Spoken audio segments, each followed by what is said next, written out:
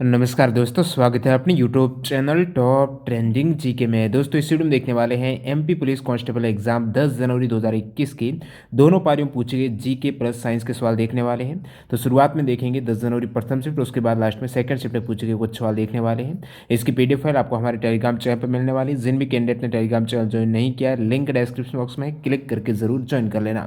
तो शुरुआत करते हैं 10 जनवरी प्रथम शिफ्ट के जीके के सवाल।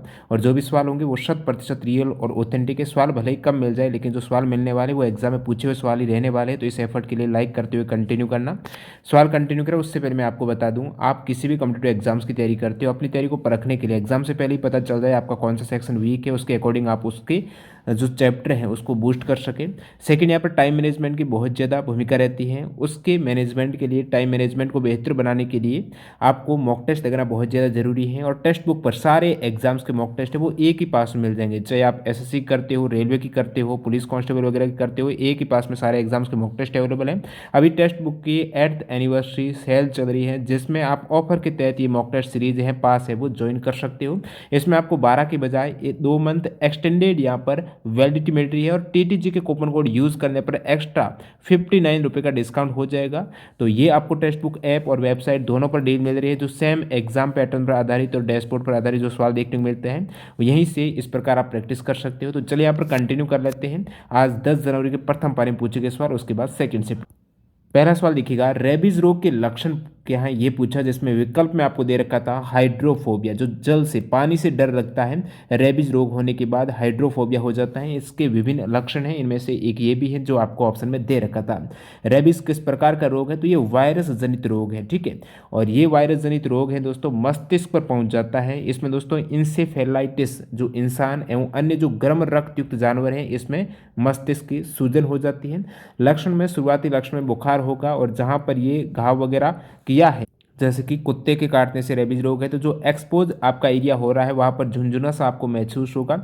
इसके अलावा अनियंत्रित उत्तेजना है, पानी से डर है, ये सभी लक्षण इसमें देखने को मिलते हैं। और ये वायरस है जानवरों की लार ग्रंथियों में मौजूद रहता है, जो संक्रमित जानवर हैं उनसे मनुष्यों में ये फैल जाता है। अगला सवाल है, डेंगू रोग का पूछा, उसका वायरस का नाम क्या है। वैसे वायरस है वो डेंगू वायरस ही है, लेकिन इसका वाहक का पूछे तो वाहक है एडिस मच्छर, आपको देखने को मिला होगा।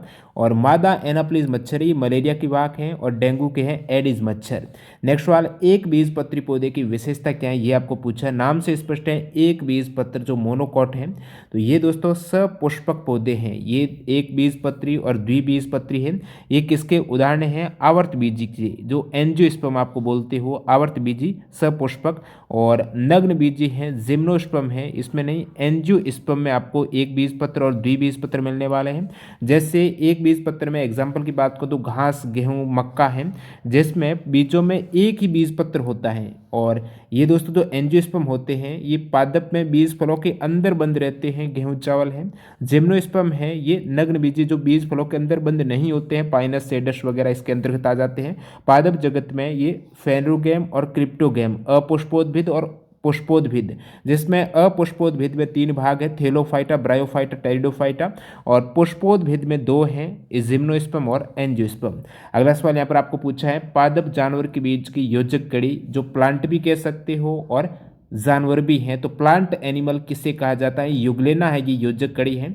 वनस्पति विज्ञानी इसे एक पौधे होने का दावा करते हैं, क्योंकि इसमें क्लोरोप्लास्ट है और प्रकाश संश्लेषण के माध्यम से भोजन प्राप्त करते, तो कह सकते हो ये पादप के अंतर्गत आएंगी।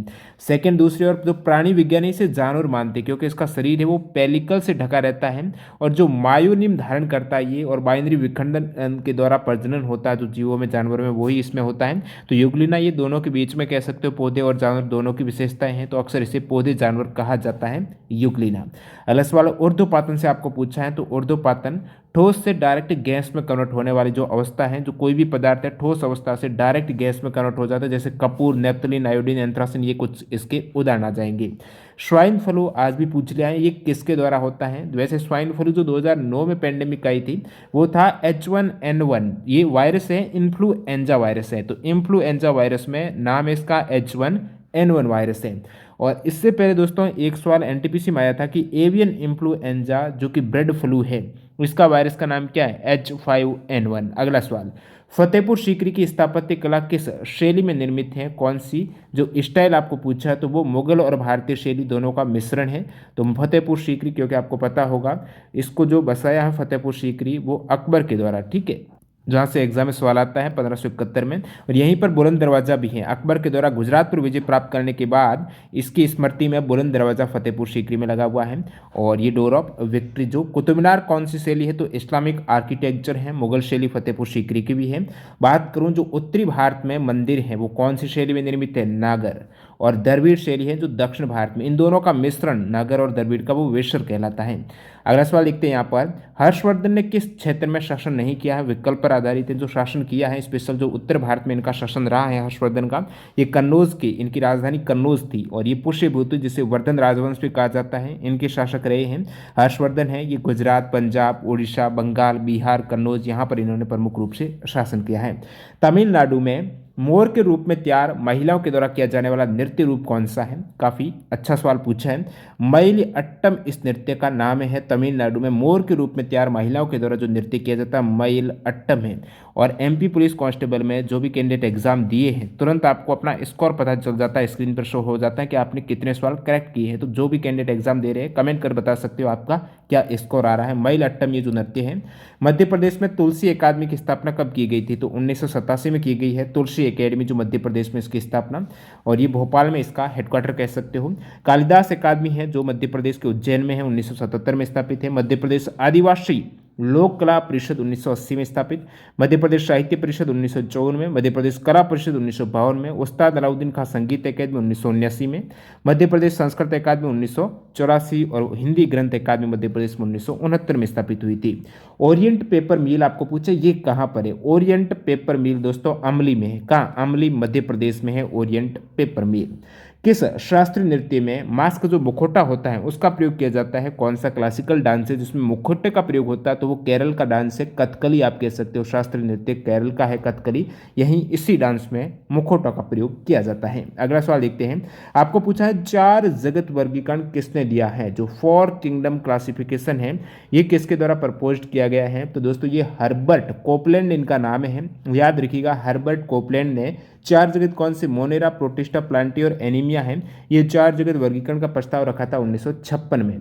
द्विजगत अरस्तु ने, एनीमिलिया और प्लांटी 2 जगत, द्विजगत 3 जगत है अर्नेस्ट हिक्कल ने। पंच जगत बहुत बार आता है तो ये RH टेकर ने पंच जगत प्रणाली दी है। अगला सवाल देखते हैं, मध्य प्रदेश की ऊर्जा राजधानी कहा जाता है? सिंगरौली को ऊर्जा राजधानी बोलते हैं। इजी सवाल था। Who was the first Indian to win a gold medal in Commonwealth game? जो राष्ट्रमंडल खेल है आपको पूछा है, तो इन्हीं राष्ट्रमंडल खेलों में जो पहला गोल्ड मेडल जीता है वो किसने जीता है? तो 2 खिलाड़ी का नाम आपको देखने को मिलता है, मिल्खा सिंह जो एथलेटिक्स में और लीला राम रेसलिंग में। इन्होंने 1958 का जो राष्ट्रमंडल खेल हुआ था ब्रिटिश एम्पायर का, इसमें दोनों ने ही गोल्ड मेडल जीते हैं, ये मिल्खा सिंह और लीला राम के द्वारा। बाकी राष्ट्रमंडल खेलों में ओवरऑल बात करें, भारत के अब तक टोटल 503 मेडल आ चुके हैं राष्ट्रमंडल कॉमनवेल्थ गेम में, जिसमें 181 स्वर्ण, 173 रजत, 149 कांस्य पदक हैं। यानी पूरी ओवरऑल तालिका में भारत इन सभी मेडल के साथ चौथे पायदान पर है। और बात प्रथम कॉमनवेल्थ मेडल किसने जीता? जिस प्रकार आपको गोल्ड का पूछा है तो प्रथम गोल्ड तो नहीं था, लेकिन जो कांस्य पदक आया है राष्ट्रमंडल खेल में भारत का प्रथम, वो राशिद अनवर के द्वारा जीता गया 1934 में। कुश्ती की श्रेणी में इन्होंने कांस्य पदक जीता है 1934 में। भारत ने पहली बार राष्ट्रमंडल खेलों में हिस्सा लिया और कांस्य पदक के साथ शुरुआत की है राशिद अनवर ने की थी। और बाकी 2018 में प्रीवियस में जो कॉमनवेल्थ गेम हुआ है इसमें इंडिया की रैंक तीसरी रही है। टोटल मेडल है वो 66 मेडल के साथ, जिसमें 26 गोल्ड थे। ये हुआ कहाँ पर है? गोल्ड कोस्ट ऑस्ट्रेलिया में हुआ है। अगला सवाल लिखते हैं, ओलंपिक में भारत के कुल मेडल कितने? ये भी आपको पूछा। तो टोक्यो ओलंपिक से प्रत्येक सेट में 2 से 3 सवाल आ रहे हैं, याद रखिएगा। ओलंपिक से संबंधित, पैरा ओलंपिक से संबंधित अलग से डिटेल्ड में 1-1 घंटे का वीडियो डाला, उनसे बाहर एक भी सवाल नहीं जाने वाला किसी भी एग्जाम में। जरूर चेक कर लेना, सर्च करना ओलंपिक टॉप ट्रेंडिंग जीके, वहीं से आपको मटेरियल मिलने वाला है। और PDF भी टेलीग्राम पर फ्रीली अवेलेबल है। देखिए यहाँ पर सवाल है, ओलंपिक में भारत के कुल मेडल कितने हैं? अब तक बात करूँ टोक्यो 2020 के बाद ओलंपिक में भारत के टोटल मेडल हो गए 35 मेडल, याद रखिएगा, जिसमें 10 गोल्ड हैं, 9 सिल्वर हैं। ये स्टेटमेंट से सवाल पूछा गया था, तो इसमें आपको 10 गोल्ड, 9 सिल्वर, 16 ब्रॉन्ज मेडल के साथ 35 मेडल हैं इंडिया के ओलंपिक में। इसमें भी अलग से पूछा जाता, जैसे NTPC में आया था कि फील्ड हॉकी में भारत के कितने हैं, शूटिंग में कितने हैं, इस प्रकार अलग अलग भी आप याद रख सकते हो। सर्वाधिक मेडल भारत के ओलंपिक में फील्ड हॉकी में 12 मेडल हैं। उसके बाद बात करें तो रेसलिंग में 7 मेडल हैं, शूटिंग में 4 हैं, एथलेटिक्स में 3 मेडल भारत के हैं जो नीरज चोपड़ा ने अब की बार जीता है गोल्ड पहली बार एथलेटिक्स में। तो टोटल 35 मेडल, 10 9 16 याद रखिएगा। और इस प्रकार सबसे अधिक मेडल मैंने बताया हॉकी में हो जाएंगे। और अब की बार 2020 के टोक्यो ओलंपिक में भारत की रैंक रही है 48वीं रैंक, जिसमें 1-2 का फॉल हुआ है, यानी 1 गोल्ड 2 सिल्वर 4 ब्रॉन्ज के साथ 7 मेडल भारत के ओलंपिक 2020 में जीते हैं। जहाज महल आपको पूछे ये कहाँ पर है दोस्तों, ये है मांडू मध्य प्रदेश में है। निर्माण गयासुद्दीन खिलजी के समय हुआ है जहाज महल मांडू में। जल जनित रोग का दोबारा सवाल आया है, विकल्प पर आधारित है। पोलियो, मलेरिया, हैजा, डेंगू, खुजली, टाइफाइड है, रक्त अल्पता जो एनीमिया, ये सभी रोग, ट्रैकोमा है, जापानी एंसेफ्लाइटिस है, हेपेटाइटिस ए, डायरिया है, ये जल जनित रोग हैं जिसमें विषाणु के द्वारा, जीवाणु के द्वारा अलग अलग जल जनित रोग रहते हैं। विटामिन की कमी से संबंधित आपको रोग पूछा है तो क्या ऑप्शन थे बताना। बाकी विटामिन B1 की कमी से रोग होता है वो बेरीबेरी, ए की कमी से रतौंधी और 0 फतलमिया रोग, विटामिन B6 और B12 की कमी से एनीमिया रोग जो रुधिर की कमी हो जाती है, सी की कमी से स्कर्वी जो मसूड़े फूल जाते हैं, डी से सूखा रोग रिकेट्स बोलते हैं इसे, ई की कमी से जनन शक्ति का कम होना, विटामिन के रुधिर का स्राव होना, एंठन हिमोफीलिया हो जाता है, विटामिन B3 त्वचा पर दाद होना, विटामिन B7 लकवा शरीर में दर्द, ये कुछ प्रमुख रोग हैं। अगला सवाल पूछा है, Delhi Mumbai industrial corridor project Madhya Pradesh के किस जिले से नहीं गुजरता है। DMIC का पूछा है जो प्रस्तावित प्रोजेक्ट है 2006 से, तो मध्य प्रदेश के जो जिलों से प्रस्तावित गुजरता है उसमें नीमच है, उसके बाद मंदसौर है, रतलाम है, धार और झाबुआ जिलों से ये गुजरता है। DMIC प्रोजेक्ट ये MOU हुआ है भारत सरकार और जापान की गवर्नमेंट के मध्य कब 2006 में हुआ है। 6 राज्यों को कवर करते हुए ये DMIC प्रस्तावित प्रोजेक्ट, जिसमें 6 राज्य यूपी, हरियाणा, राजस्थान, MP, गुजरात और महाराष्ट्र हो जाएंगे। अगला सवाल 2020 under 19 cricket world cup Bharat की रैंक, यानी भारत उपविजेता कह सकते हो, दूसरी रैंक है। विजेता रहा था बांग्लादेश 2020 के अंडर 19 क्रिकेट वर्ल्ड कप का। 2022 में ये under 19 cricket world cup West Indies में होने वाला, और 2020 में सर्वाधिक रन है वो यशस्वी जायसवाल के थे, तो ये प्लेयर ऑफ द सीरीज रहे हैं।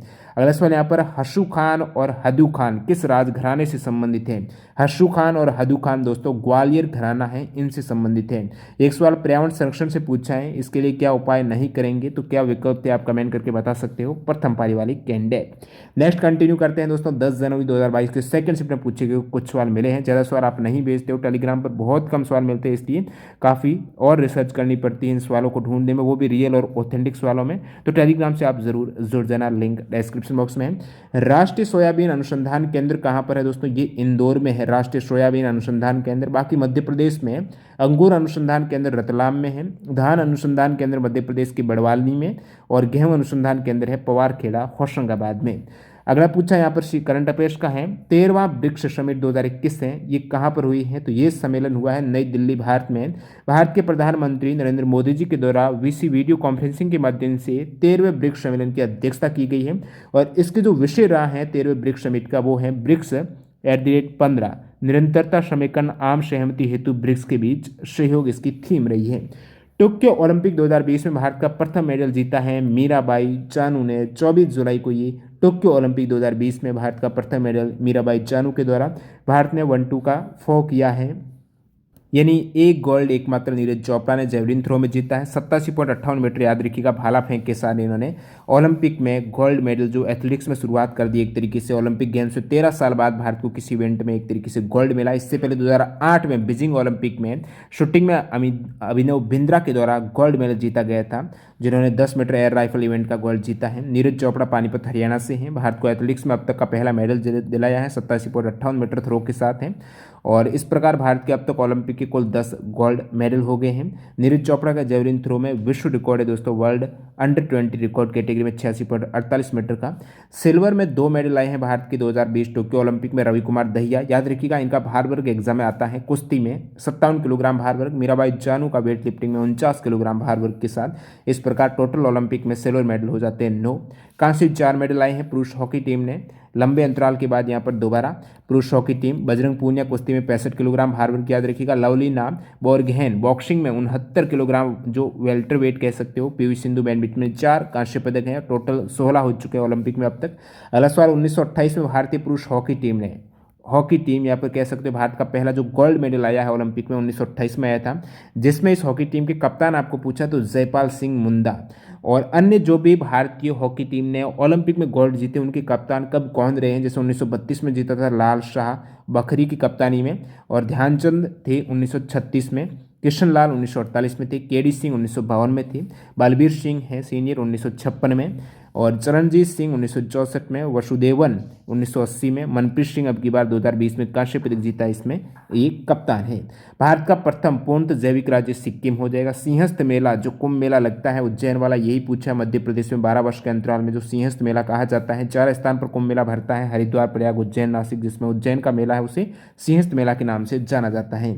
राजीव गांधी खेल रत्न किसको नहीं मिला है? विकल्प में आपको राहुल द्रविड़ दे रखा है, बाकी सचिन तेंदुलकर भी था, आपके विराट कोहली है। सचिन तेंदुलकर को 1997-98 में, विराट कोहली को 2018 में दिया गया है, और 2017 में देवेंद्र झाझरिया, सरदारा सिंह को दिया गया है राजीव गांधी खेल रत्न अवार्ड है, जो अभी नाम चेंज हो गया। 2018 में शेखर मीराबाई चानू, विराट कोहली। 2019 में दीपा मलिक और बजरंग पूनिया को। 2020 में 5 खिलाड़ियों को मिला है, रोहित शर्मा, मरियप्पन थंगावेलु, मनिका बत्रा, विशेष विनेश फोगाट और रानी रामपाल। तो 2020-21 में भी अब की बार दे दिया गया है ये राजीव गांधी खेल रत्न। याद रखिएगा, एग्जाम आ सकता है कौन को नहीं मिला है।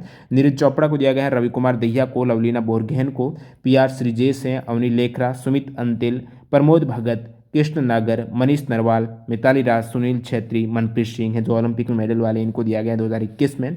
HIV की फुल फॉर्म आपको पूछे तो ह्यूमन इम्यूनो डिफिशियंसी वायरस है। एड्स की फुल फॉर्म क्या है? Acquired immune deficiency syndrome. दक्षिण भारत की एक मार्शल आर्ट से सवाल है, एग्जैक्ट सवाल नहीं मिला, जिन्होंने एग्जाम दिया कमेंट करके बता सकते हो। बाकी राज्यों की प्रमुख मार्शल आर्ट का मैं आपको बता देता हूँ, काफी बार एग्जाम में सवाल यहाँ से आता है।